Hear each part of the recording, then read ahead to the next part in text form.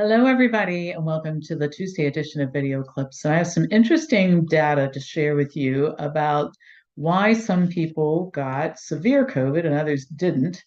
But before that, I just want to cover a couple of things. Lots of free stuff, some paid stuff, but do pay attention so you can sign up for stuff you're interested in. The Prevent Cancer campaign officially ended yesterday, but you can still turn in your pledge cards. We'll take them for the rest of the week. And now it's time to redeem your gift cards. Take advantage of the free workshop on Prevent Cancer workshop that I'm offering. And one suggestion is that you use your gift card to reduce your conference ticket. Our conference is virtual this year. I'm not in love with that idea, but for reasons that I think everybody understands, we decided to convert it. And so conference tickets are inexpensive, and they're really inexpensive if you use your gift card toward it. So that's something to consider. I have a couple spots left in my virtual yoga class. This is the last series I'm teaching. It's four group classes, one private lesson, and then access to a platform for another year where you can practice and look at the videos of corrections and that kind of stuff. So if you're interested in that, this is the last time until next year, because by the time we get to Thanksgiving, it's just hard to schedule these kinds of things with the holidays. Next, free tour and Q&A, health Q&A with me, free tour of Wellness Forum's assets and websites and that sort of thing is October 23rd. And then there's a free workshop on November 15th about licensure issues and also our vision for kind of moving into an independent healthcare system. So this is for healthcare providers. We'll do another one for consumers, but anyway, that's coming up.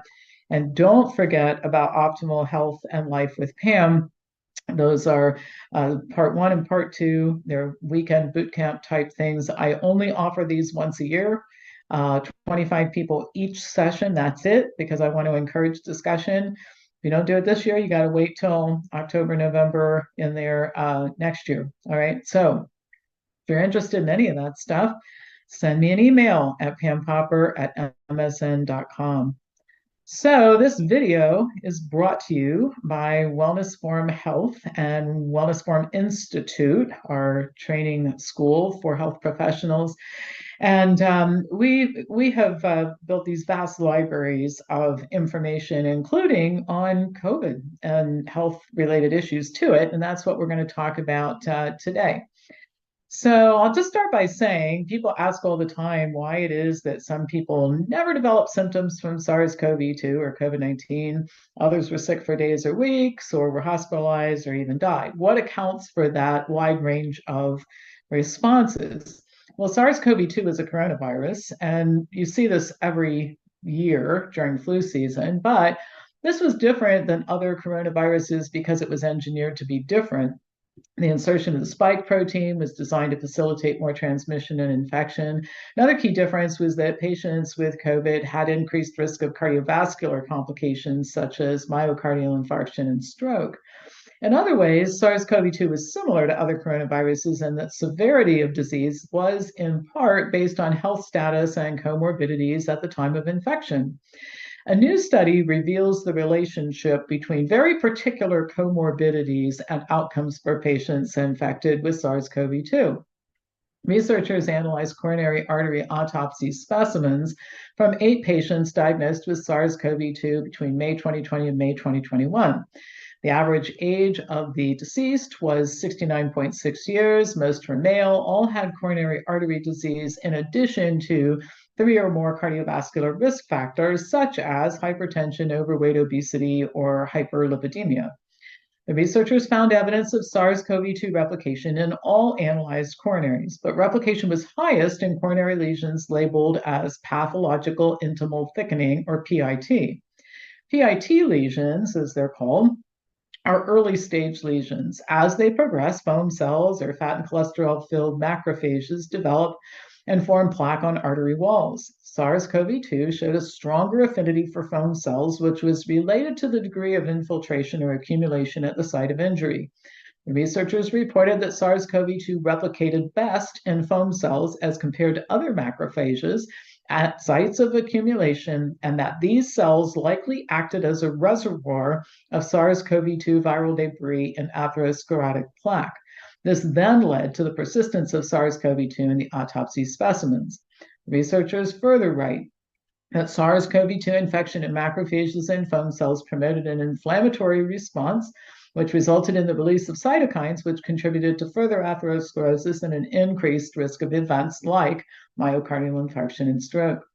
Now, we've all known for a long time that higher dietary fat and cholesterol intake is a risk factor for coronary artery disease and cardiac events. And more evidence, this study is not the only one that has looked at this issue, have concluded that SARS-CoV-2 is more negatively impactful to people who had or have coronary artery disease or risk factors for it. Now, to be clear, I'm a long-term happy vegan. However, I have never told people that vegan diets were required for health because that would not be true. However, having said that, lower fat, plant-centered diets are required for health. Cholesterol is only found in animal foods, which also tend to be higher in fat. To be clear, there are many overweight and unhealthy vegans consuming copious amounts of oil and avocado. So just eating plants while not being mindful of the macronutrient quality of the food is a mistake, and it won't lead to a better outcome. So you can eat a high-fat diet with any combination of foods, including even exclusively plant foods. So I'm specifically saying low-fat, high-fiber, minimal amounts of animal foods. But there is a particular dietary pattern that's best for humans. It's made up of mostly fruits, vegetables, whole grains, and legumes. Adopting a well-structured plant-based diet and paying attention to issues like hydration and exercise and weight status are the keys to longer and better life, and to much less chance of severe disease or death from coronaviruses, including SARS-CoV-2. So really, this shouldn't be shocking to anybody. People who have coronary artery disease have advancing cardiac illness. Coronary artery disease leads to heart attacks and strokes. And we know that the spike protein has a particular affinity for ACE2 receptors in the blood vessels. It gets complicated when the person is busy building plaque as a result of copious amounts of animal food containing cholesterol and fat. So I'm not saying give it all up. I don't think you have to, but I think you have to give up most of it if you want to be healthy, not just to avoid the flu, but to avoid many other diseases that you don't want to get. All right, I will put this in next Monday's newsletter. I'm mindful of things that you guys want to see in writing with references. I'll do that. And so look for that in Monday's newsletter. As usual, first of all, email me if any of the things I said at the beginning of this video are interesting to you. I will be back to you tomorrow with more news. And in the meantime, pass this on to anybody who you think would enjoy watching it. Thank you so much for joining me today.